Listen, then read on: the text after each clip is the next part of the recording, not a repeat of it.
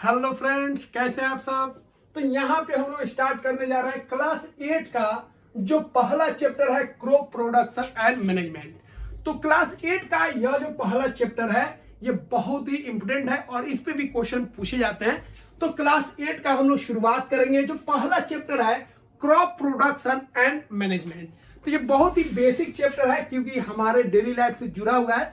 जो हम लोग खेती करते हैं या आसपास जो खेती होता है हमारे गांव में, उससे ये रिलेटेड चैप्टर है। तो हर एक पॉइंट समझ में भी आएगा क्योंकि हमारा जो देश है वो पूरा बेस्ड है, किस पे बेस्ड है, एग्रीकल्चर पे बेस्ड है। इसीलिए इस चैप्टर को हम लोग बहुत ही अच्छे से समझेंगे। तो चलिए शुरुआत करते हैं और क्लास 8 का यह जो पहला चैप्टर है उसको हम खूब मजे से पढ़ते हैं। तो पूरा आपका सिस्टमेटिक नोट्स बना दिए हैं जिससे आपका एक एक पॉइंट पूरा क्लियर हो जाएगा।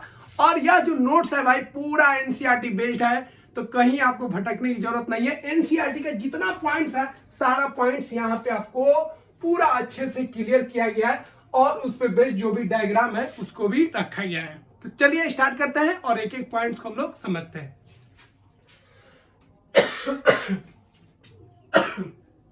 तो देखिए, सबसे पहले हम लोग समझेंगे भाई एग्रीकल्चर होता क्या है, जिसको अपने भाषा में हम लोग क्या बोलते हैं, खेती। तो खेती क्या होता है, एक लंबा प्रोसेस होता है जिसमें हम लोग क्या करते हैं, क्रॉप को, फसल को क्या करते हैं, उगाते हैं।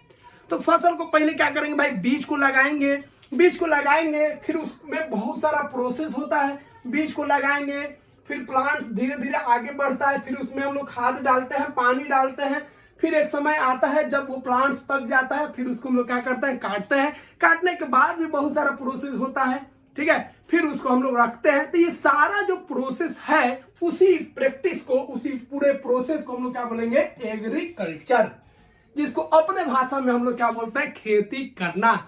तो एग्रीकल्चर का मतलब हो गया जो प्लांट्स हम उगा रहे हैं खेतों में, उसमें जो पूरा प्रोसेस लग रहा है, पूरा समय जो लग रहा है, उसी को हम लोग क्या बोलेंगे, एग्रीकल्चर बोलेंगे। तो देखिए, एग्रीकल्चर में जो प्लांट्स हम उगाते हैं इतना जल्द नहीं हो जाता, उसमें एक लंबा समय लगता है और एक लंबा प्रक्रिया लगता है, एक प्रोसेस होता है। उसी प्रोसेस को हम लोग स्टेप बाय स्टेप समझेंगे। अब हम लोग बात करें भाई क्रॉप क्या होता है। तो देखिए, एक प्लांट्स लिए तो उसको प्लांट्स बोलेंगे, लेकिन अगर एक खेत में, एक बड़े एरिया में अगर बहुत सारे आप प्लांट्स, एक ही तरह का प्लांट्स उगाते हैं तो उसको हम लोग क्या बोलेंगे, क्रॉप बोलते हैं। तो क्रॉप क्या होता है, एक ही तरह का प्लांट्स अगर आप बड़े एरिया में लगाते हैं तो उस प्लांट्स का जो कलेक्शन है उसको हम लोग क्या बोलेंगे, क्रॉप बोलेंगे। जैसे एक खेत लिए और इसमें केवल आप लगा दिए धान, राइस लगा दिए, या केवल आप व्हीट लगा दिए, या केवल आप ग्रेप्स लगा दिए, केवल आप उसमें क्या किए, कोई सब्जी लगा दीजिए, ठीक है। तो ये जो आप लगा रहे हैं एक एरिया में एक ही प्लांट्स, एक ही तरह का प्लांट्स लगा रहे हैं, तो उसी को हम लोग क्या बोलेंगे, क्रॉप बोलेंगे। क्या बोलेंगे, क्रॉप। क्लियर है। अब अगला है भाई, यह जो प्रोडक्शन हम लोग कर रहे हैं एग्रीकल्चर के द्वारा, जो हम लोग क्रॉप का प्रोडक्शन कर रहे हैं, क्यों जरूरी है। तो देखिए, सबसे जरूरी तो यही है, हम जो पूरा न्यूट्रिएशन चैप्टर पढ़े हैं वो पूरा बेस्ड किस पे है, फूड पे ही तो बेस्ड है। तो हमारा जो फूड का जो मेन सोर्स है, फूड आपको कहां से मिलेगा, फूड का जो सोर्स है भैया वो दो तो सोर्स है, एक है प्लांट्स और एक है एनिमल्स। तो हमको जो फूड मिलता है प्लांट से मिलता है और एनिमल से मिलता है। लेकिन एनिमल जो है, एनिमल को फूड कहां से मिलता है, तो एनिमल को फूड मिलता है प्लांट से मिलता है, कुछ एनिमल का फूड एनिमल से मिलता है, फिर उस एनिमल का फूड कहां से मिलता है, प्लांट से मिलता है। मतलब डायरेक्टली और इनडायरेक्टली अगर हम लोग बात करेंगे भाई, तो हम लोगों का फूड जो है किससे मिलेगा, प्लांट से ही मिलेगा। तो कोई भी एनिमल हो या हम लोग हो, हम लोगों का जो फूड है डायरेक्टली या इनडायरेक्टली कहां से मिलेगा, प्लांट से मिलेगा। इसीलिए हम लोग अगर क्रॉप को नहीं लगाएंगे, एग्रीकल्चर नहीं करेंगे, खेती नहीं करेंगे, तो हम उस फूड को नहीं ले सकते हैं, ठीक है। तो प्रॉपर फूड के लिए हम लोगों को एग्रीकल्चर करना पड़ेगा और एक सिस्टमेटिक पैटर्न होता है उसको करने का, जिसको हम लोग क्या बोलते हैं, एग्रीकल्चर बोलते हैं, ठीक है। तो क्रॉप प्रोडक्शन क्यों जरूरी है हम लोग समझ गए। चलिए अब हम लोग बात करेंगे किस तरह का क्रॉप होता है।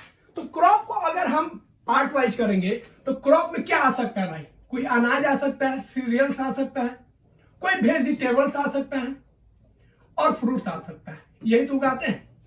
तो खेत में या तो आप अनाज लगाओगे, सीरियल्स या वेजिटेबल्स या फ्रूट्स। तो ये आपका क्रॉप का क्या होगा, 3 टाइप्स हो गया, सीरियल्स, वेजिटेबल्स, फ्रूट्स।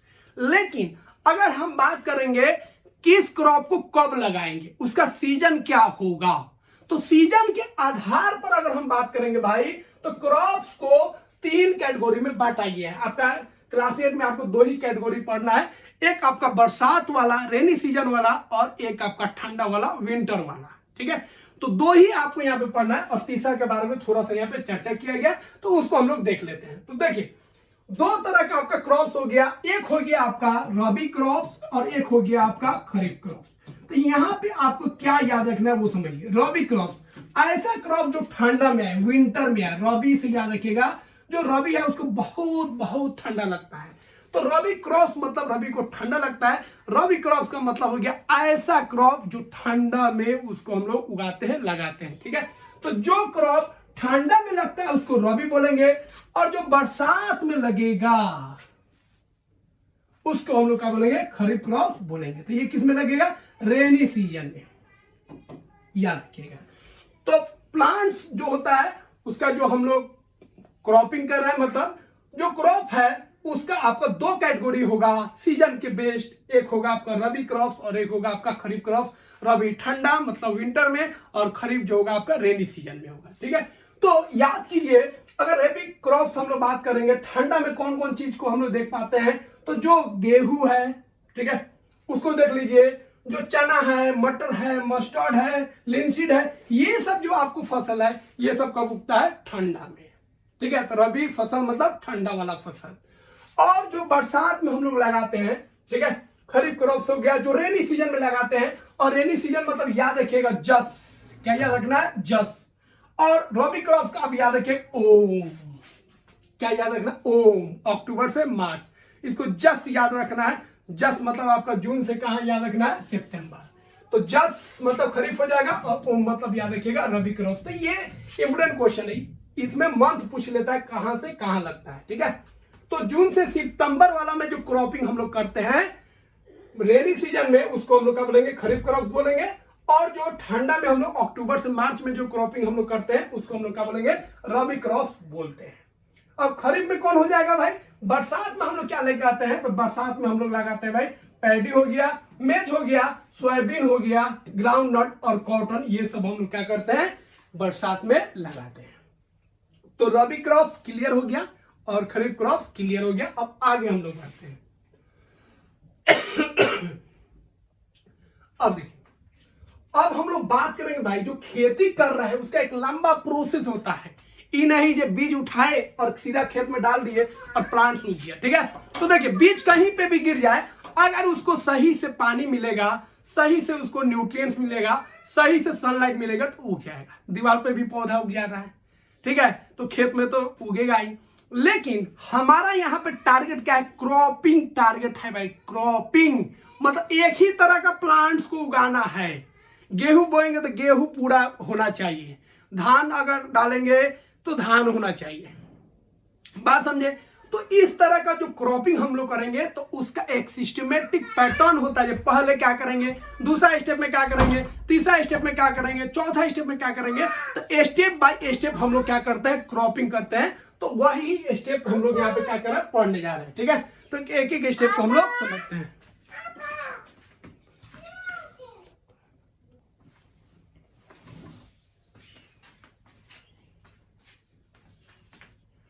तो क्रॉपिंग में बहुत सारा स्टेप होता है, क्लियर है। तो जब हम बीज लगाएंगे और उसे जब नए प्लांट्स बनेगा, फिर वो जब मैच्योर हो जाएगा, मतलब जब उसको हम काटेंगे तो उसके दौरान एक लंबा प्रोसेस होता है, तब जाके प्लांट जो होता है मैच्योर होता है, ठीक है। तो कौन कौन सा काम हम लोग करते हैं उसी को हम लोग देखने जा रहे हैं, ठीक है। तो देखिए क्रॉपिंग में जो सबसे पहला काम होता है वह होता है प्रिपरेशन ऑफ सॉइल। पहले जमीन को तैयार कीजिए। तो जमीन जब तैयार रहेगा तभी तो हम लोग उसको सीड को क्या करेंगे, उसमें डालेंगे। तो सबसे पहला काम है भैया क्या करना, जमीन को तैयार करना, ताकि उसमें बीज को हम लोग लगा सके। दूसरा काम होता है जब सॉइल जो है, मिट्टी जो है, जमीन जो है तैयार हो गया, तब हमारा दूसरा काम होगा भाई उसमें बीज को डालना। क्या करना, बीज को डालना। और इसको हम लोग सोइंग बोलते हैं, जो आगे जाके हम लोग एक एक को भैया डिटेल में पढ़ेंगे। सोइंग कैसे करेंगे, उसका इंपोर्टेंस क्या है, ठीक है, सवाल कैसे तैयार करेंगे, उसका इंपोर्टेंस क्या है, सब आगे जाके हम लोग पढ़ेंगे। लेकिन ये जो भी स्टेप है उसका एक एक पॉइंट हम लोग अच्छा से समझ लेते हैं, ठीक है। तो सोइंग का मतलब हो गया बीज को डालना। तो दूसरा काम हो गया, पहला काम है भाई क्या, मिट्टी तैयार करना। दूसरा काम हो गया उसमें बीज को डालना, सोइंग हो गया। तीसरा काम होता है भाई, जब हम बीज को डालते हैं तो उस समय हम लोग क्या करते हैं, खाद उद को डाल देते हैं, ठीक है, खाद उद को डाल देते हैं। लेकिन ऐसा खाद जो फर्टिलाइजर नहीं होता है, मैन्योर होता है, मतलब जो गोबर ओबर होता है उसको हम लोग मिक्स कर देते हैं मिट्टी में, ताकि वो जुताई के समय में ही अच्छा से मिल जाए और वहां पे प्लांट्स का ग्रोथ क्या हो, अच्छा हो। तो बीज लगाने के बाद हम लोग क्या करते हैं, उसमें मैन्योर को और फर्टिलाइजर को ऐड करते हैं। तो याद रखिएगा, जब प्लांट थोड़ा सा बड़ा हो जाता है तब हम लोग फर्टिलाइजर का यूज करते हैं या मैन्योर का यूज करते हैं।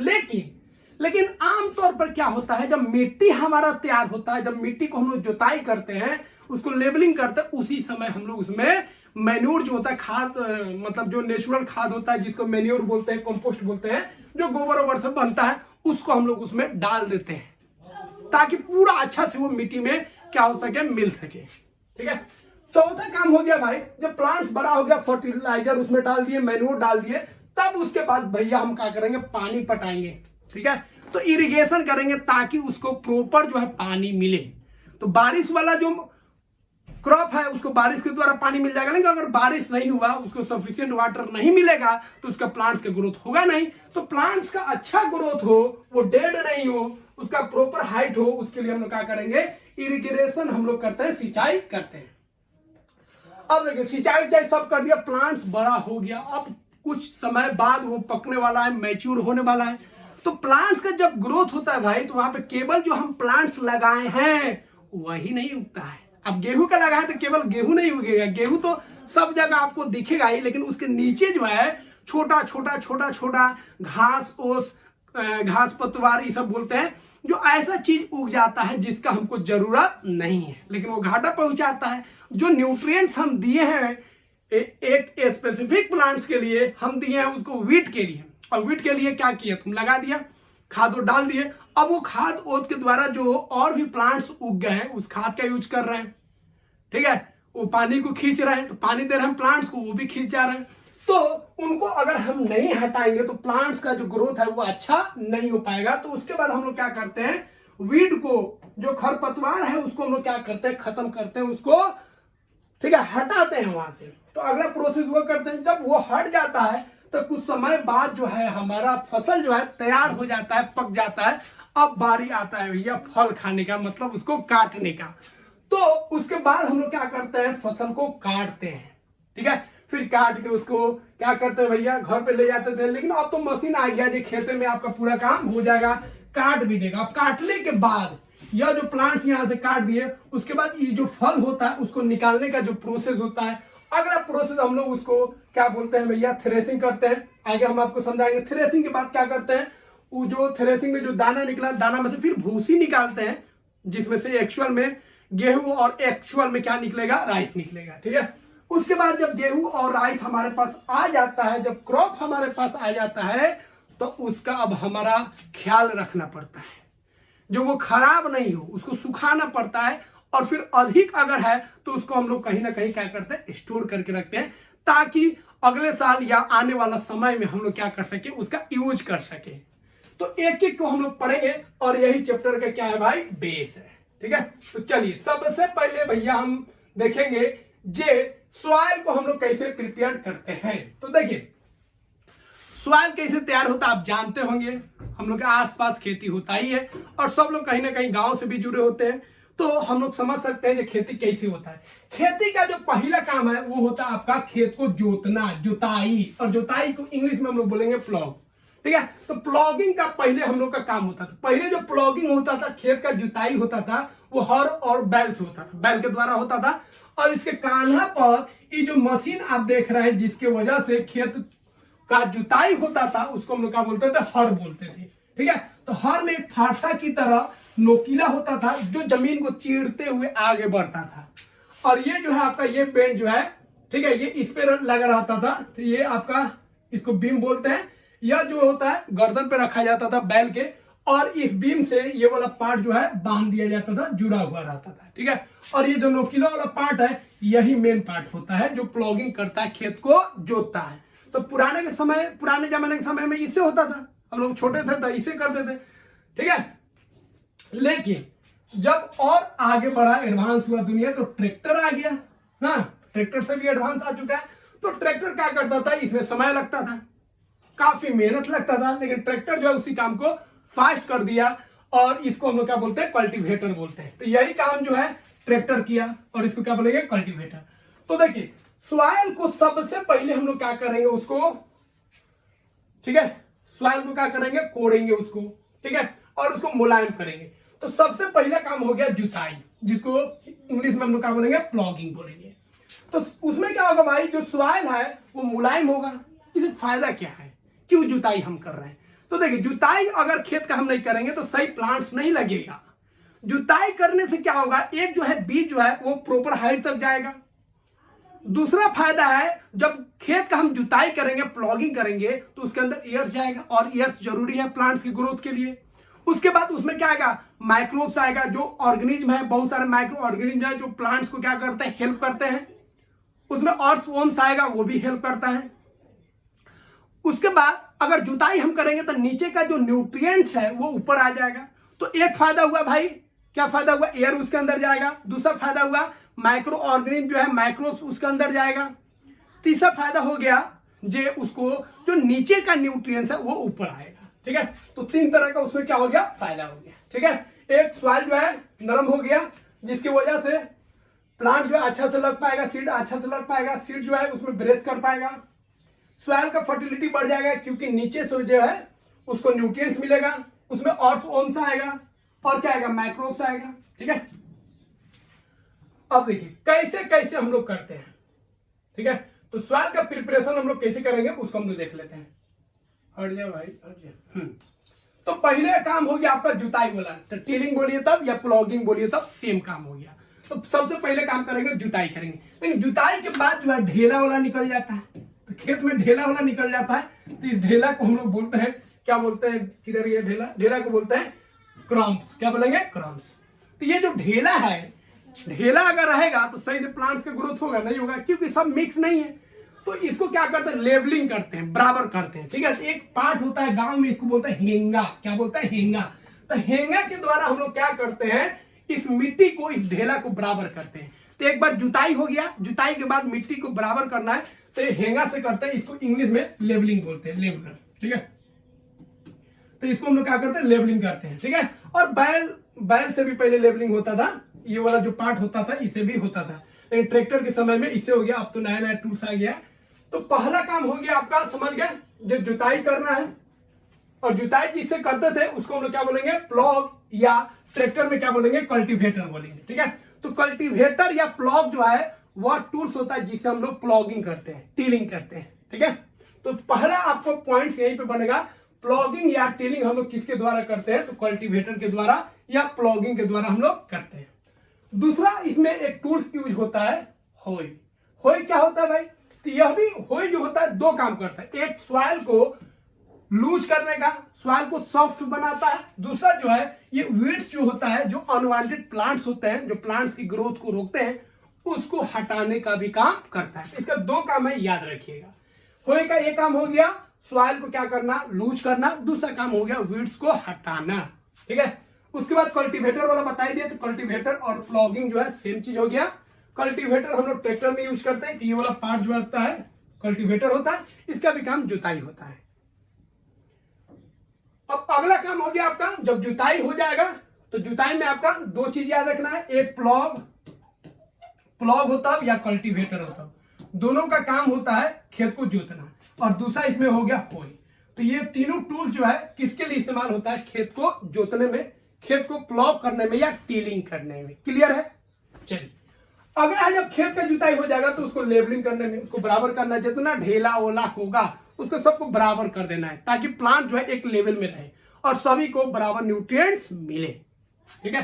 तो दूसरा काम हो गया, आपको क्या करना है भैया, बराबर कर देना। ढेला वाला जितना निकला बराबर कर देना है। और जो बराबर करते हैं उस टूल्स का नाम है लेबलर। क्या बोलेंगे? लेबलर, मतलब लेबलिंग कर देना। अगला है मैन्योरिंग।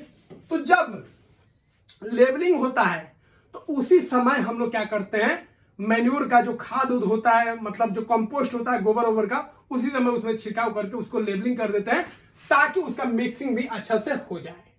ठीक है, तो अगला इसमें हम लोग काम करते हैं, मैन्योरिंग कर देते हैं। ठीक है, देखिए, adding manure before plogging mixes nutrients evenly, लिखा भी है।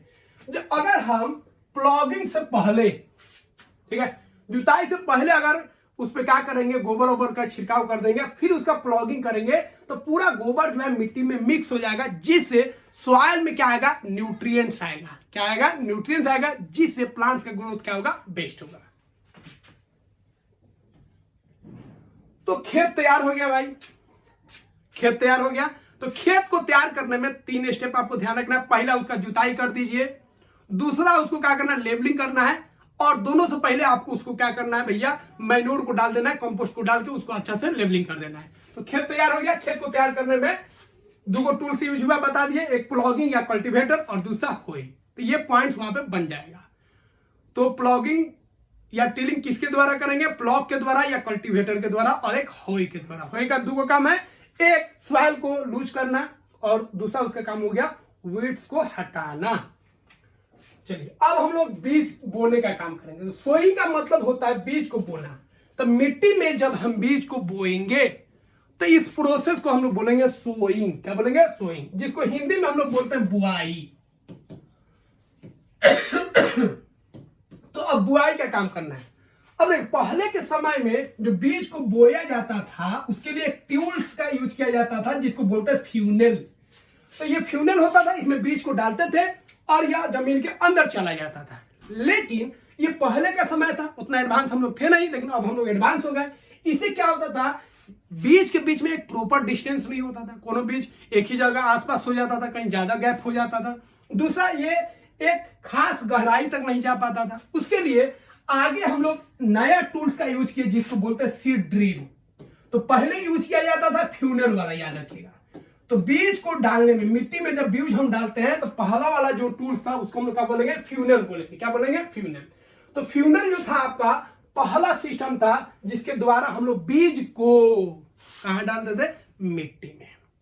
नया जो तरीका था वो आपका कौन तरीका है, नया वाला सीड ड्रिल। सीड ड्रिल में क्या होता है, इसमें जो ट्रैक्टर इसमें लगा रहता है, इसमें आपको बीज डाल दिया जाता है और एक पार्टिकुलर डेप्थ में, ठीक है, एक पार्टिकुलर डेप्थ में और एक पार्टिकुलर डिस्टेंस पर वो क्या करता है, बीज को सिस्टमेटिक लगाता है, ताकि प्लांट्स के बीच में गैप हो सके। और ज्यादा नीचे भी बीज नहीं जाना चाहिए और ज्यादा बीज ऊपर भी नहीं जाना चाहिए, क्योंकि मिट्टी के कुछ नीचे ही बीज लगाना है, ज्यादा नीचे नहीं लगाना है। ठीक है, तो यह जो था सीड ड्रिल, यह एक ऐसा टूल्स है जो बीज को मिट्टी में प्रॉपर जगह लगाता है, प्रॉपर डिस्टेंस पे लगाता है, प्रॉपर हाइट पे लगाता है। ठीक है, अब देखिए, अब यहां पे भाई जब सीड आप लीजिएगा लगाने के लिए, तो लगाने का तरीका समझ गया। अब जो आप सीड लीजिएगा उसको मिट्टी में लगाना है, तो सीड अच्छा होना चाहिए। सीड जब हेल्दी होगा तबे तो प्लांट्स भी हेल्दी होगा। तो सीड हेल्दी हो, ठीक है, अच्छा हो, स्वस्थ हो, तबे तो प्लांट्स का ग्रोथ भी अच्छा होगा।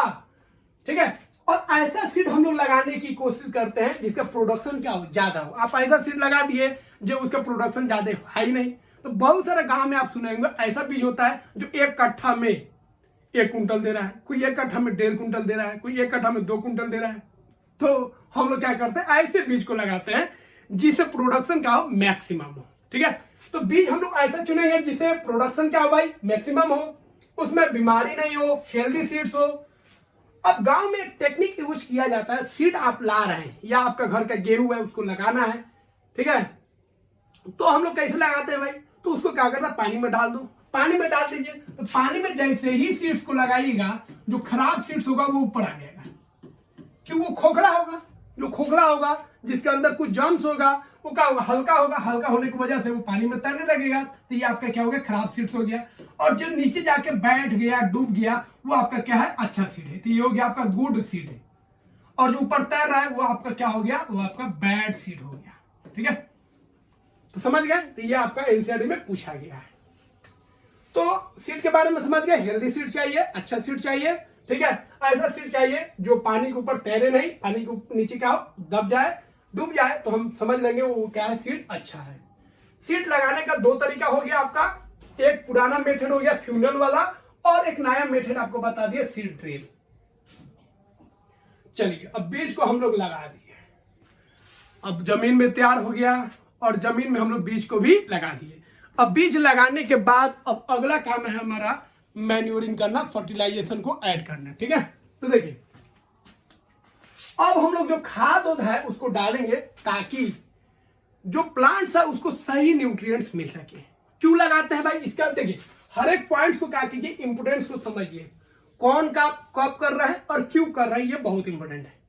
तो अब हमारा जो है सीड लगाने के बाद प्लांट थोड़ा बड़ा हो जाएगा, प्लांट क्या हो जाएगा, बड़ा हो जाएगा। तो प्लांट थोड़ा बड़ा होता है तो हमारा काम रहता है उसको फर्टिलाइजेशन देना, ठीक है। तो फर्टिलाइजर का और मैन्योर का हम लोग इस्तेमाल करते हैं, दोनों में क्या फर्क होता है उसको भी बताएंगे। तो देखिए इसका काम होता है प्लांट्स को ग्रोथ देना, क्योंकि आप एक ही फील्ड पर बार बार अलग अलग प्लांट्स को लगा रहे हैं तो पूरा न्यूट्रिएंट्स क्या हो रहा है, चुसा रहा है। तो सॉइल का पूरा न्यूट्रिएंट्स प्लांट्स में जा रहा है, तो प्लांट्स को अगर हम न्यूट्रिएंट्स देना है तो जमीन को हमको न्यूट्रिएंट्स देना पड़ेगा, तभी तो प्लांट्स में जाएगा। तो जमीन को न्यूट्रिएंट देना है, मतलब प्लांट्स को न्यूट्रिएंट देना है, तो उसके लिए दो तरीका है, आप मैन्योर दे सकते हैं और फर्टिलाइजर दे सकते हैं, ठीक है। देखिए मैन्योर जो होता है ये आपका नेचुरल होता है, क्या होता है, नेचुरल मतलब ऑर्गेनिक होता है। तो जो गोबर का है, गोबर वेस्ट हो गया, या प्लांट्स जो होता है ये सब जो सड़ गल जाता है, इसका छिड़काव अगर हम करते हैं तो इसको मैन्योर बोलते हैं, ठीक है। तो जो नेचुरल खाद इसको बोलते हैं, इसी को कंपोस्ट भी बोला जाता है। तो गोबर प्लांट्स का जो कचरा होता है उसको जब हम खेतों में डालते हैं तो इसको मैन्योर बोलते हैं। फर्टिलाइजर क्या होता है, तो फर्टिलाइजर जैसे हो गया यूरिया हो गया, पोटास हो गया, तो इसको जब हम खेत में डालते हैं तो इसको फर्टिलाइजर बोलते हैं। इसमें खास न्यूट्रिएंट्स होता है, मतलब नाइट्रोजन अलग होता है, यूरिया वाला अलग होता है, पोटास वाला अलग होता है, तो खास न्यूट्रिएंट्स इसमें होता है, किसमें, फर्टिलाइजर में। तो समझ गए हम लोग क्या करेंगे, न्यूट्रिएंट्स को डालेंगे, न्यूट्रिएंट्स का इंपोर्टेंस क्यों है समझ गए। दूसरा न्यूट्रिएंट जो होगा हम लोग डालेंगे, जो स्लाइड में फर्टिलाइजर डालना है, मैन्योर डालना है, दो तरह का हो गया, एक मैन्योर हो गया जो ऑर्गेनिक होता है, और आपका एक फर्टिलाइजर हो गया जो केमिकल रखता है, इसमें एक खास केमिकल होता है। अब देखिए ये सब क्वेश्चन पूछता है। अब फर्टिलाइजर में कौन कौन होता है, एक याद रखिएगा सबसे most important, NPK, nitrogen phosphorus potassium. N से नाइट्रोजन, पी से पोटासियम, के से पोटासियम, पी से फास्फोरस और एन से नाइट्रोजन। उसके अलावा प्लांट्स को न्यूट्रिएंट्स में क्या चाहिए, फर्टिलाइजर में यूरिया चाहिए, सुपर फॉस्फेट चाहिए और पोटास चाहिए, सब का इस्तेमाल होता है, ठीक है। अब देखिए इसमें दिक्कत क्या है, फर्टिलाइजर अगर आप ज्यादा यूज कर रहे हैं फायदा तो देता है, लेकिन लंबे समय तक ज्यादा यूज कीजिएगा तो इसका नुकसान भी होता है, ठीक है। तो यह क्या करता है, यह जो सॉइल का फर्टिलिटी है उसको रिड्यूस कर देता है, कम कर देता है, और ये वाटर जो होता है उसको भी पोल्यूट करता है, ठीक है। अब देखिए इसे बचने के लिए हम लोग क्या कर सकते हैं, तो प्लांट्स का अच्छा ग्रोथ हो उसके लिए हम लोगों को एक ही तरह का पौधा बार बार नहीं लगाना है, क्रॉप रोटेशन करना है। तो कभी आप धान का लगाए तो कभी गेहूं का, बीच में मकई का लगा दिए, दलहन लगा दिए, तो क्रॉप रोटेशन होना चाहिए जिससे मिट्टी में एक न्यूट्रिएंट्स जाए तो फिर दूसरा न्यूट्रिएंट्स वापस आ जाए। तो न्यूट्रिएंट्स जमीन के अंदर आते जाते रहे, इसके लिए आपको अलग अलग क्रॉप लगाना है। एक ही अगर क्रॉप लगाएगा तो पूरा का पूरा न्यूट्रिएंट्स वो ले लेगा, जिससे अगला प्लांट्स का ग्रोथ जो है वो अच्छा नहीं होगा। उसके बाद बहुत सारे स्टेट में देखिएगा, बहुत जगह पर सबसे पहले दलहनी वाला जो पौधा होता है, लिग्नस क्रॉप जो होता है, जिसके जड़ में बैक्टीरिया होता है, और वो बैक्टीरिया जो होता है, ठीक है, नाइट्रोजन को प्लांट्स को लेने में हेल्प करता है। तो ये जो नाइट्रोजन को लेने का हेल्प करता है, जिसकी वजह से प्लांट्स का ग्रोथ जो है बेटर होता है, तो सबसे पहले उसमें लिग्नस क्रॉप्स लगाते हैं, दलहनी पौधों को लगाया जाता है, फिर उसके बाद जो आपको प्लांट्स लगाना है उसको लगाया जाता है। तो इसको अगर हम लगा देते हैं, लिग्नस प्लांट्स को लगा देते हैं, दलहन वाले पौधे को लगा देते हैं, तो जो मिट्टी का फर्टिलिटी है वो बढ़ जाता है। फिर जो प्लांट्स आपको लगाना है लगा लीजिए, उसका ग्रोथ क्या होगा, अच्छा हो जाएगा। अब हम लोग डिफरेंस को देख लेते हैं, ये डिफरेंस पक्का पूछता है, ठीक है, फर्टिलाइजर और मैन्योर में क्या डिफरेंस होता है। तो पहला डिफरेंस हो गया भाई, फर्टिलाइजर जो है मैन मेड है, मतलब इनऑर्गेनिक है, और मैन्योर जो होता है भैया ये क्या ऑर्गेनिक है, क्योंकि ये एनिमल के गोबर से बन रहा है, प्लांट्स के कचरा से बन रहा है, ठीक है। यह जो है भाई मैन मेड है तो फैक्ट्री में बनेगा, और ये क्या पे बनेगा, खेत में बन जाता है। ठीक है, इसमें जो है फर्टिलाइजर में याद रखिएगा ह्यूमस नहीं होता। ह्यूमस का मतलब क्या होता है, तो देखिए मिट्टी में जब प्लांट्स गिरेगा तो सर गल गया, मिट्टी में मिल गया, जो एनिमल मरेगा वो भी मिट्टी में मिल गया। तो मिट्टी में जो एनिमल सर गल के मिक्स हो रहा है, प्लांट सर गल के मिक्स हो रहा है, इसी को ह्यूमस बोलते हैं। तो ऐसा मिट्टी जिसके अंदर एनिमल्स का डिकेइंग पार्ट्स हो, प्लांट्स का डिकेइंग पार्ट्स हो, तो उसको हम उस मिट्टी को ह्यूमस वाली मिट्टी बोलेंगे। तो यह जो होता है फर्टिलाइजर है, तो ये इसमें ऐसा ह्यूमस नहीं होता है, लेकिन जो मैन्यूर होता है उसमें क्या होता है, ह्यूमस होता है, बहुत सारा ह्यूमस होता है। ठीक है, अगला है फर्टिलाइजर जो होता है, बता दिए आपको, फर्टिलाइजर में एक पार्टिकुलर न्यूट्रिएंट्स होता है। जैसे एनपीके में नाइट्रोजन होगा, फास्फोरस होगा, पोटासियम होगा। यूरिया लीजिएगा तो उसमें केवल यूरिया होगा। तो इसमें एक पार्टिकुलर क्या होता है, न्यूट्रिएंट्स होता है, जबकि मैन्योर जो होता है इसमें पार्टिकुलर न्यूट्रिएंट्स नहीं होता है। पार्टिकुलर न्यूट्रिएंट जो होता है उसका कम ही होता है। ठीक है, लेकिन इसमें जो है पार्टिकुलर न्यूट्रिएंट्स क्या होता है, बहुत ही हाई होता है। चलिए खाद हम लोग लगा दिए। अब अगला हम लोग बात करेंगे सिंचाई का। ठीक है, सिंचाई का काम। तो सिंचाई जो है, अब हम लोग सिंचाई का काम करेंगे ताकि प्लांट्स को सही से पानी उन्हें मिल सके। कुछ प्लांट में ज्यादा सिंचाई करना पड़ता है, कुछ प्लांट में कम सिंचाई करना पड़ता है, डिपेंड्स करेगा उसको पानी का रिक्वायरमेंट्स कितना है। तो यहाँ पे कुछ पॉइंट्स को आपको ध्यान रखना है। देखिए क्या सिंचाई जो आप ध्यान रखिएगा, समर में, गर्मी के दिनों में सिंचाई जो होता है अधिक करना पड़ता है, इरिगेशन अधिक करना पड़ता है। क्यों, तो इसका कारण याद रखिएगा, क्योंकि उस समय क्या होता है, इवोपोरेशन ज्यादा होता है। तो इवोपोरेशन एक तो जमीन से पानी निकल रहा है, इवोपोरेट हो रहा है, दूसरा प्लांट्स के लीफ से हो रहा है, तो प्लांट्स भी पानी उड़ा रहा है, और जो जमीन है उससे भी पानी इवोपोरेट कर रहा है, जिसकी वजह से पानी का कमी हो जाता है। इसीलिए इरिगेशन जो है याद रखिएगा वो गर्मी में बढ़ जाता है, किसके तुलना में, ठंडा के तुलना में। अब इरिगेशन क्यों जरूरी है भाई, क्योंकि इरिगेशन नहीं करेंगे, पानी को अगर हम नहीं पटाएंगे तो क्या होगा, प्लांट्स को सही मात्रा में पानी नहीं मिल पाएगा, जिससे उसका अच्छा ग्रोथ नहीं होगा। तो सीड के जर्मिनेशन के लिए, न्यूट्रिएंट्स के एब्जॉर्प्शन के लिए, न्यूट्रिएंट्स तो खेत में है, मिट्टी में, अब वो न्यूट्रिएंट्स कैसे आएगा, तो पानी के द्वारा जाएगा। तो पानी जब एब्जॉर्ब होगा तो वो न्यूट्रिएंट्स भी एब्जॉर्ब हो जाएगा, फर्टिलाइजर भी एब्जॉर्ब हो जाएगा। तो जो न्यूट्रिएंट्स है, जो फर्टिलाइजर है, उसको एब्जॉर्प्शन के लिए हम लोग क्या करते हैं, पानी का इस्तेमाल करते हैं। ठीक है, और जो क्रॉप्स है उसको हम लोग क्या करते हैं, ठंडा से और गर्मी से बचाते हैं, क्योंकि अगर पानी देंगे तो याद रखिएगा प्लांट्स के अंदर 90% पानी होता है, हमारे बॉडी में 70% के लगभग पानी होता है, और प्लांट्स में 90% पानी होता है। यह पानी क्या करता है, यह प्लांट्स को मौसम से बचाता है। गर्मी है तब वो सेफ रहेगा, ठंडा है तब वो सेफ रहेगा। तो यह जो है उसको गर्मी से और ठंडी से, ठीक है, क्या करता है, बचाता है। अब इरिगेशन कैसे करेंगे, ठीक है, तो देखिए पुराने समय में इरिगेशन का बहुत सारा मेथड था, नहर के द्वारा, इनार के द्वारा, अलग अलग मेथड से हम लोग क्या करते थे, पानी का यूज करते थे खेतों में। जैसे ट्यूबवेल हो गया, केनाल हो गया, नदी से हम लोग पानी इस्तेमाल करते थे, झरना से, डैम से, इस सब से हम लोग इस्तेमाल करते थे पानी का इरिगेशन के लिए। ठीक है, तो पहले के समय में ये जो आप देख रहे हैं, ठीक है, कुछ मेथड्स है उसको हम लोग देख लेते हैं। तो ट्रेडिशनल मेथड्स क्या, इसका नाम याद रखिएगा आप, इसमें क्वेश्चन आ जाता है। तो एक हो गया मोट हो गया, इसमें पुली सिस्टम है। ठीक है, तो ये जो आप मोट देख रहे हैं, मोट किधर गया भैया, हाँ, ये जो मोट है आपका, इसमें पानी हम लोग पुली के द्वारा निकालते हैं। तो पुली पे एक रस्सी होता है, रस्सी को खींचते हैं, फिर छोड़ते हैं, तो ये क्या होता है, नीचे चल जाता है, नीचे पानी भर जाता है, फिर इसको पुली के द्वारा, रस्सी के द्वारा खींच लेते हैं। तो ये हो गया मोट। तो मोट में याद रखिएगा पुली, मोट में क्या याद रखिएगा, पुली। तो मोट में कौन सिस्टम होता है, पुली सिस्टम होता है। ठीक है, उसके बाद हम लोग बात करेंगे ढकेली वाला। देखिए ढेकली क्या होता है, गांव इस समय पहले जो चिवड़ा उड़ा, जो धान उन कुटाता था, ढेकली जिसको, उसी तरह की होता है। इसको जब डाउन करेंगे, मतलब इसको जब नीचे करेंगे तो नीचे इसमें क्या होगा, रस्सी होगा, बाल्टी लगा होगा, पानी आ जाएगा, फिर इसको छोड़ेंगे तो फिर ये नीचे चल जाएगा। तो इस सिस्टम को ढेकली बोलेंगे। तो ढेकली आप याद कर लीजिएगा, गांव में जो ढेकली होता था। ठीक है, नीचे दाबना है, पानी आएगा, फिर छोड़ना है, फिर पानी भर जाएगा। तो ये ढेकली सिस्टम हो गया। ठीक है, ये जो आप देख रहे हैं ये चेन पंप की तरह होता है, या इसे घूमते जाएगा और पानी को लेते जाएगा।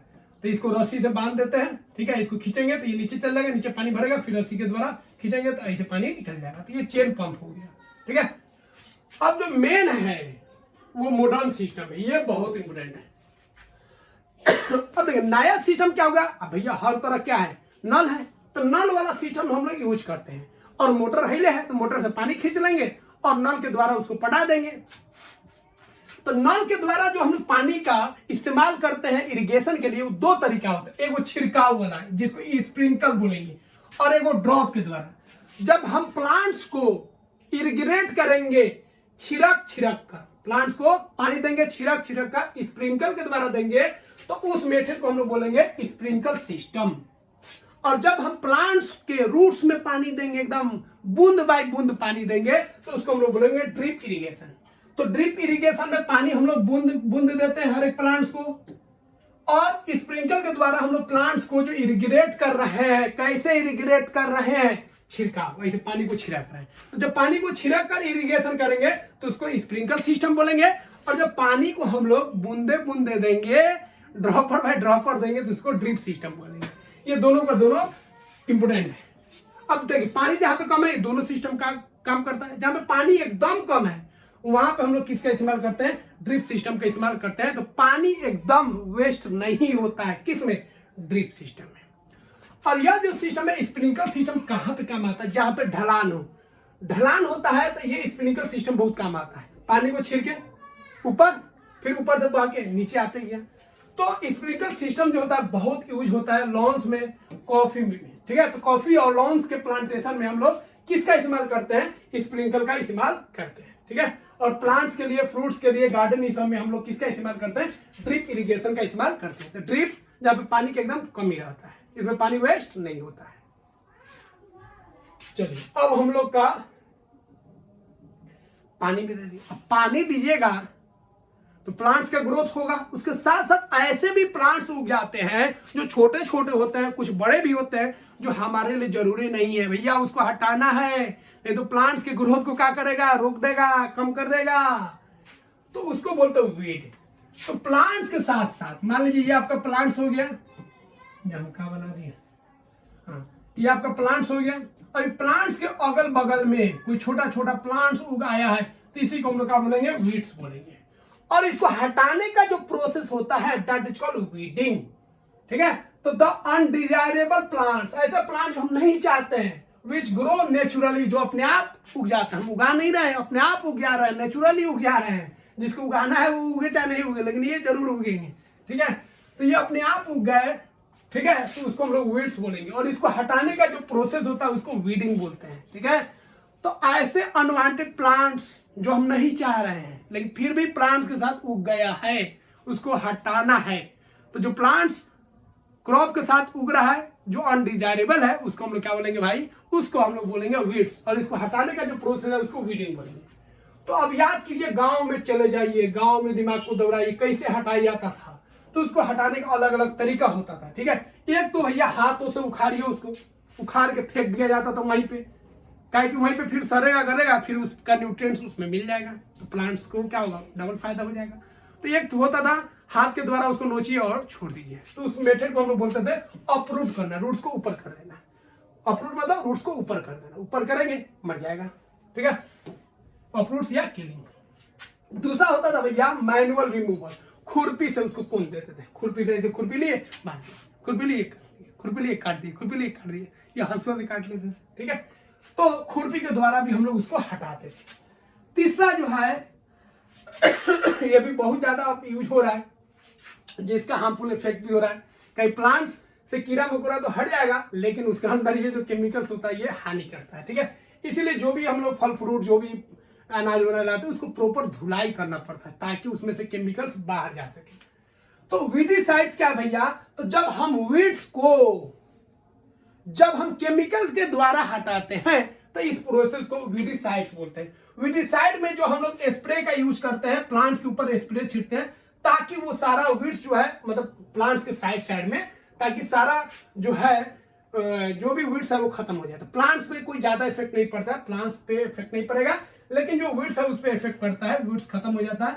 और इसके लिए हम लोग किसका इस्तेमाल करते हैं, 2,4-D। तो 2,4-D स्प्रे का हम लोग इस्तेमाल करते हैं, क्या, वीडिसाइड से। चलिए फसल अब हम लोग का तैयार हो गया, जमीन तैयार, बीज लगाए, सब चीज हो गया, पानी उनी पटा दिए, खाद डाल दिए, वीड्स को हटा दिए। अब हमारा काम है अब फल को देखना। फल तैयार हो जाएगा, प्लांट्स तैयार हो गया। अब प्लांट्स तैयार हो गया तो भैया क्या करेंगे, ले चलेंगे, ठीक है। जो काटने वाला होता है मशीन, ट्रैक्टर को ले चलेंगे, जो भैया चलिए अब खेत उत में जो है फसल पक गया, वो हम लोग उसको काटेंगे। तो फसल काटने का जो प्रोसेस होता है उसी को बोलते हैं हार्वेस्टिंग, ठीक है। तो फसल काटने का जो प्रोसेस है उसको क्या बोलेंगे, हार्वेस्टिंग। अब पहले के समय में हम लोग अपने आप काट लेते थे, किसके मदद से, सिकल के मदद से, जिसको हम लोग क्या बोलते हैं, हसुआ।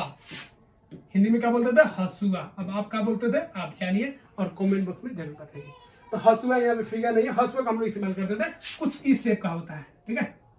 और टूल सूल समझ में नहीं हुआ है, हसुआ, गरासी, फारसा, कुदाल नहीं समझ में। साउथ इंडियन मूवी देख लेना भाई, साउथ इंडियन मूवी में बंदूक बंदूक नहीं होता है, गरासी, फारसा, टोंगली, दाब, जितना मिलेगा सब उसमें समझ में आ जाएगा, ठीक है। तो हसुआ इस तरह का होता है, इसे हम लोग इस्तेमाल करते हैं काटने में, ठीक है। अब मशीन के द्वारा भी हार्वेस्टिंग होता है, जिसको हम लोग कल्टीवेटर बोलते हैं, सॉरी कल्टीवेटर नहीं, कंबाइन बोलते हैं। कंबाइन नाम क्या है, तो देखिए अब जो है खेत में मशीन गया कंबाइन। अब इसका दो को काम हो गया, यह जो है काट भी देगा, सॉरी, यह जो है काट भी देगा, फसल को काट भी देगा, और फसल को काटने के बाद उसमें जो डंडी फंडी रहता है उसको भी बाहर निकाल देता है। तो इसका दो काम होता है, ठीक है। तो अब हम लोग मशीन के द्वारा हार्वेस्टिंग करते हैं, और उस मशीन का नाम क्या है, कंबाइन। तो याद रखिएगा, कंबाइन के द्वारा हम लोग क्या करेंगे, हार्वेस्टिंग करते हैं। कंबाइन क्यों बोले, क्योंकि ये दो काम कर, काट भी रहा है और काटने के बाद जो फसल है उसमें से डंडी को भी हटा रहा है। तो डंडी आ गया, अब आपको मिला फल, क्या मिला, फल, ठीक है। अब फल जो है, इस फल में बहुत सारा दाना होगा, बहुत सारा क्या होगा, दाना होगा। मान लीजिए गेहूं है, इसमें बहुत सारा दाना होगा। अब इस गेहूं को निकालना है, एक एक गेहूं को निकालना है खोल के साथ, ठीक है, कवर के साथ। तो खोल के साथ इस गेहूं को जब इसे अलग अलग करेंगे, अलग अलग गेहूं बनाएंगे, तो इसको हम लोग बोलेंगे थ्रेसिंग। क्या बोलेंगे, थ्रेसिंग। तो थ्रेसिंग का मतलब हो गया, जो गेहूं का फल था, धान का जो फल था, उसे धान को बाहर निकालना, इसको थ्रेसिंग बोलेंगे। फिर ये जो खोल है, इसमें ये सब गेहूं बाहर आ गया, इसमें भी खोल है, धान जैसे हो गया उसमें खोल होता है, इसको फिर बाहर करेंगे, उस प्रोसेस को विनोइंग बोलेंगे। क्या बोलेंगे, विनोइंग। इनोइंग के बाद हमारा फसल हमारे हाथ में आ जाएगा, फिर उसके बाद उसको उबालते हैं, एक और प्रोसेस होता है, तब जाके जो हम लोग घर में लाते हैं, तब जाके तैयार। इतना लंबा प्रोसेस होता है तब, और 5 से 6 महीना इसमें लग जाता है। तो कुछ क्रॉप 2 महीना में, कोई 3 महीना में, कोई 4 महीना में तैयार होता है, 5 महीने में तैयार होता है, अलग अलग समय लगता है।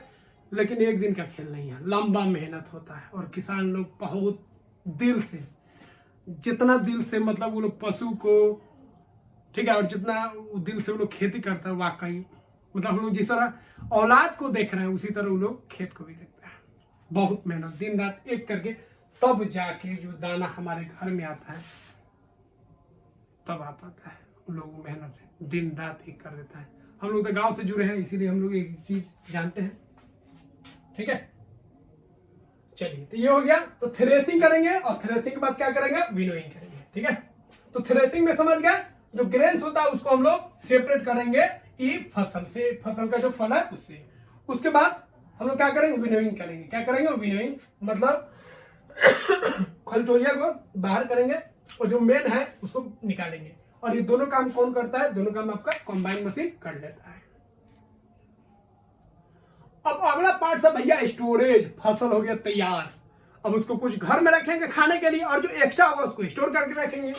तो हम ग्रेन को स्टोर करते हैं, तो ग्रेन को ऐसे ही स्टोर नहीं कर देंगे। जो अनाज आया भाई, पहले उसको सुखा देंगे, जब नमी नहीं रहे, नमी रहेगा तो उससे फसल बन जाएगा, ठीक है, फिर नया प्लांट्स बन जाएगा। तो उसमें नमी नहीं रहे तो सबसे पहले काम करेंगे, सुखाएंगे। दूसरी क्या, उसको इंसेक्ट से, फंगी से बचाना है, उसको सड़ने से बचाना है, ठीक है, तो सुखा देंगे। उसको इंसेक्ट से, फंगी से बचाना है, माइक्रो ऑर्गेनिज्म से बचाना है, तो उसमें कुछ मेडिसिन भी हम लोग डाल देते हैं। और उसको जूट के बैग में या मेटालिक बिन्स में, टीन उनका जो होता है उसमें हम लोग डाल देते हैं, ठीक है। लार्ज स्केल पे बात करेंगे, याद रखिएगा, लार्ज स्केल पे जो ड्राम होता है बड़ा बड़ा, उसको सिलॉज या ग्रेनेरिज बोलते हैं। तो सिलॉज और ग्रेनेरिज में हम लोग क्या करते हैं, बड़े लेवल पर अनाज का स्टोरेज करते हैं, ठीक है। और उसमें नीम का पत्ता भी घरों में, ठीक है, नीम का पत्ता मिला देते हैं, कुछ दवा मिला देते हैं ताकि उसमें घून नहीं लगे, कीड़ा उड़ा नहीं लगे, चूहा हुआ नहीं जाए, ठीक है। तो इस तरह हम लोग स्टोरेज कर लेते हैं। ये आपका हो गया स्टोर हाउस, जूट का बोरा में हम लोग इसमें डाल देते हैं, ठीक है। और ये हो गया आपका सिलौज हो गया, अधिक अगर आपको स्टोर करना होगा तब। अब फूड हम लोग प्लांट से तो ले आते हैं, लेकिन कुछ ऐसा भी फूड है भैया जो हमको एनिमल से मिलता है, ठीक है। जैसे दूध हो गया, हनी हो गया, मछली हो गया, ठीक है, मीट हो गया, ये सब हमको कहां से मिलेगा? एनिमल से मिलता है। मिल्क आप जानते करते हैं, काऊ, बफेलो, गोट, कैमल, मीट और अंडा, ठीक है, चिकन और डक से और फिश से हम लोगों को क्या मिलता है? उससे भी बहुत सारा विटामिन मिलता है, प्रोटीन मिलता है। तो इस तरह हम लोग क्लास 8 का यह जो प्यारा चैप्टर था उसको कंप्लीट कर चुके हैं। आई होप ये आपको अच्छा लगा होगा। इसका अगर आप चाहते हैं पीडीएफ डाउनलोड करना तो डिस्क्रिप्शन में लिंक दिया गया है, वहां से आप इसको डाउनलोड कर लीजिए। और इसका शॉर्ट नोट्स भी है, अगर आप चाहते हैं शॉर्ट नोट्स पढ़ना तो वहां से भी आप इसको डाउनलोड करके और आसानी से रिवाइज कर सकते हैं। तो कैसा लगा वीडियो जरूर आप बताइए। मिलते हैं अगले वीडियो में, ठीक है। जय हिंद।